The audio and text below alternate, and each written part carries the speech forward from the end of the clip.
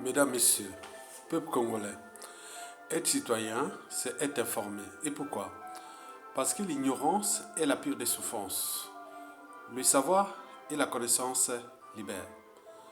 Mesdames, Messieurs, peuple congolais, le futur, c'est tout justement le passé et le présent qu'on ignore. Et que l'histoire a toujours tendance à se répéter. Et enfin, que dans la règle d'or, ne faites jamais autrui ce que vous ne souhaitez pas qu'on le fasse sur vous-même. Les mêmes causes que les mêmes effets.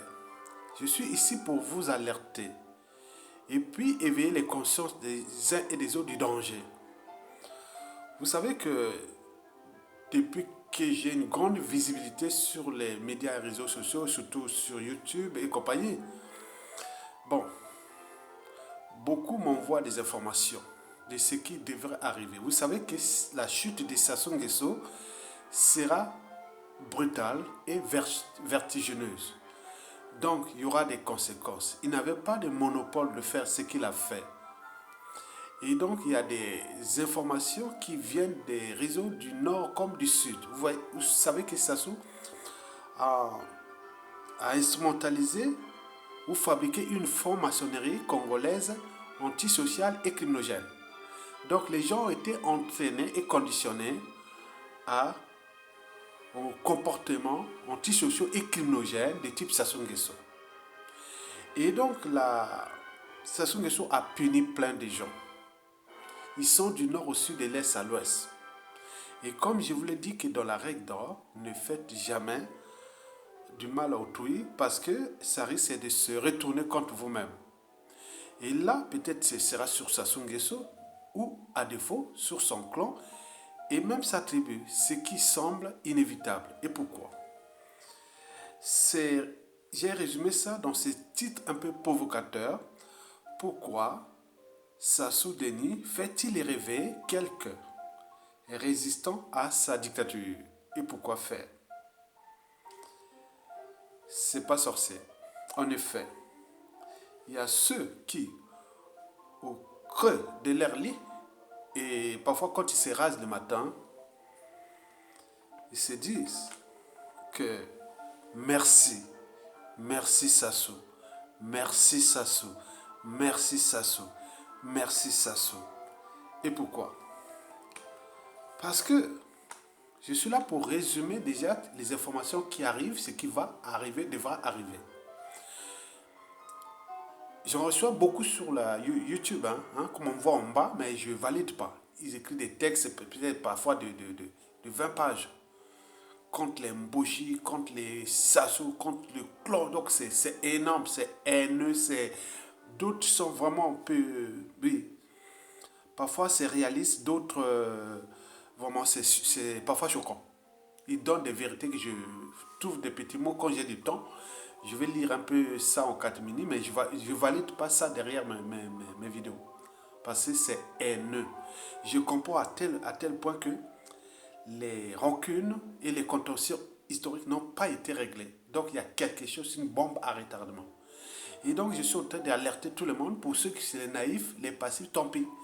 Et vous allez voir ce que le monsieur a envoyé et que je fais le résumé avec d'autres visions qui vont dans ce sens-là. Ils sont du nord au sud, de l'est à l'ouest, les victimes de Sassou. Voilà ce qu'ils disent. Sassou Nguesso, merci. Merci. Et pourquoi? Parce que, quand même, il a brisé des millions de vies. Il a ruiné et détruit un pays.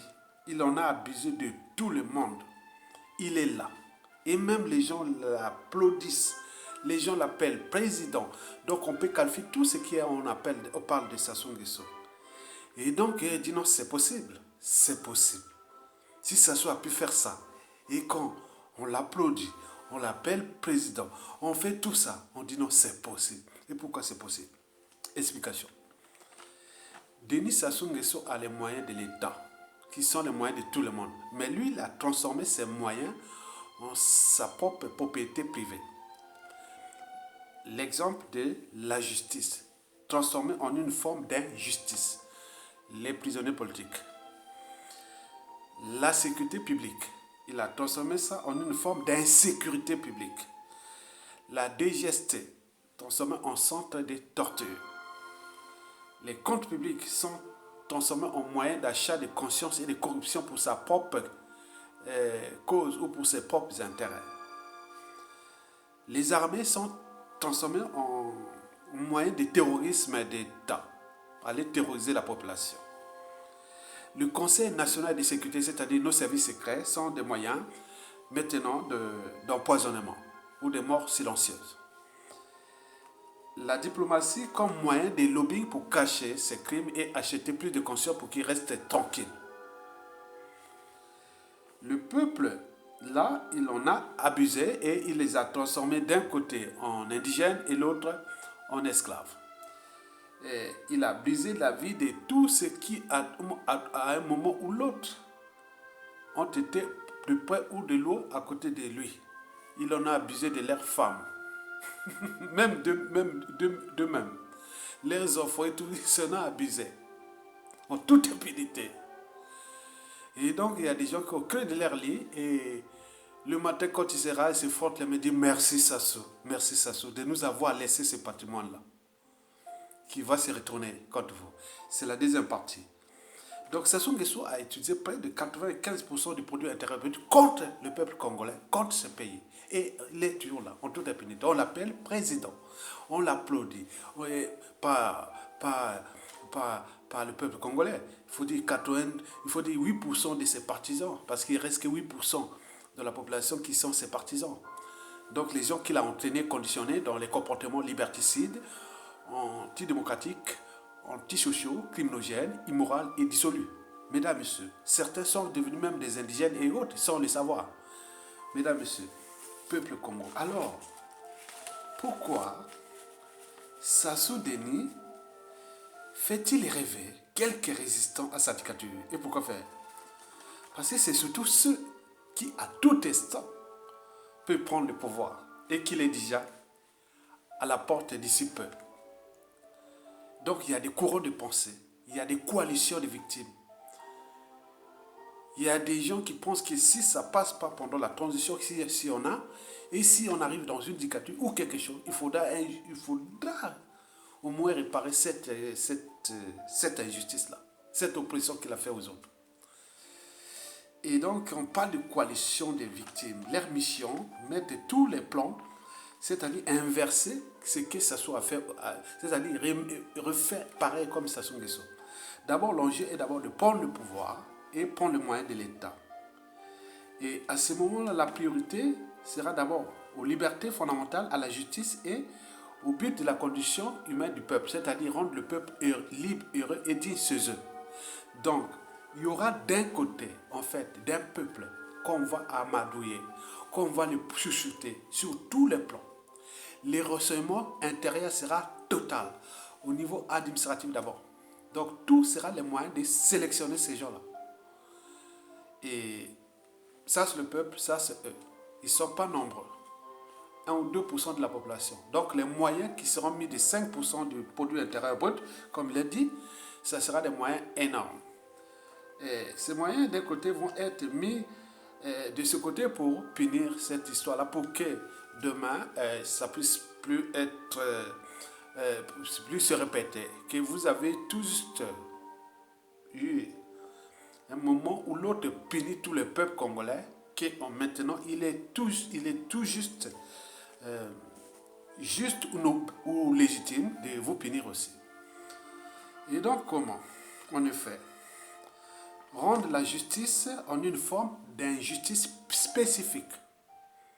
Donc, il y aura des chefs d'accusation, il y aura tous les moyens au niveau de la justice spécifique, des directions spécifiques pour traquer ces gens-là, pour les foutre en prison. Et les prisons seront construites énormément. Ça, c'est ce que j'ai l'information. Deuxième information, c'est-à-dire au niveau de la sécurité. C'est-à-dire la police sera transformée en une forme d'insécurité pour eux. Zéro tolérance. S'ils boudent, s'il est moins de... Non. Pareil, comme ils ont fait aux autres. Surtout quand il y aura les codes qui seront mis du point de vue administratif. On parle des moyens de la DGST qu'ils ont utilisé pour les torturer, les gens. Là-bas, ça sera l'enfer pour eux. Ça sera l'enfer.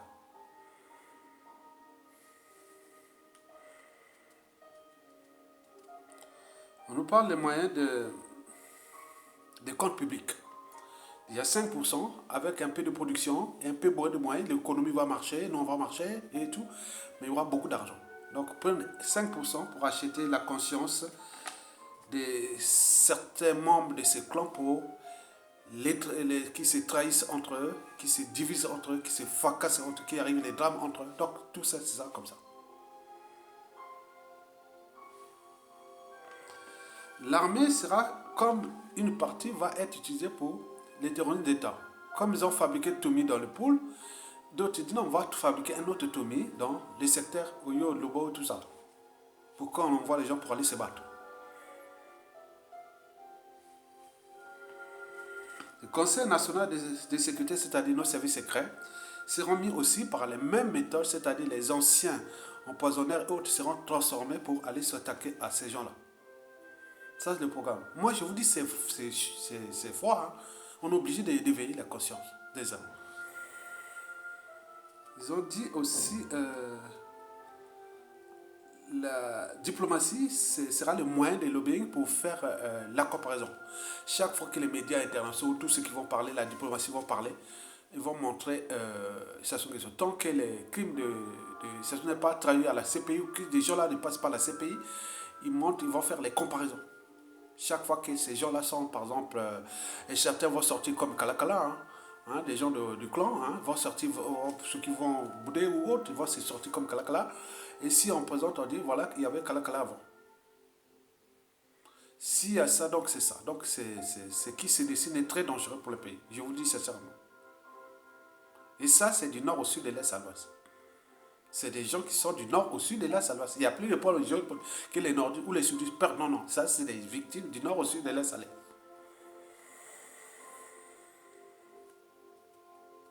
Internet, oui, ça sera aussi un moyen de louer pour chaque fois qu'ils disent, ah tiens, il y a eu ça. On montre aussi que ce que ça soit fait depuis 97 par exemple à nos jours. Et tout additionné encore plus loin. Donc vous avez tout compris. Il ne sera pas. Et la fin ne jetera pas les moyens employés puisque il y aura la bonne gouvernance, il y aura les moyens financiers. On pourra faire tout pour eux.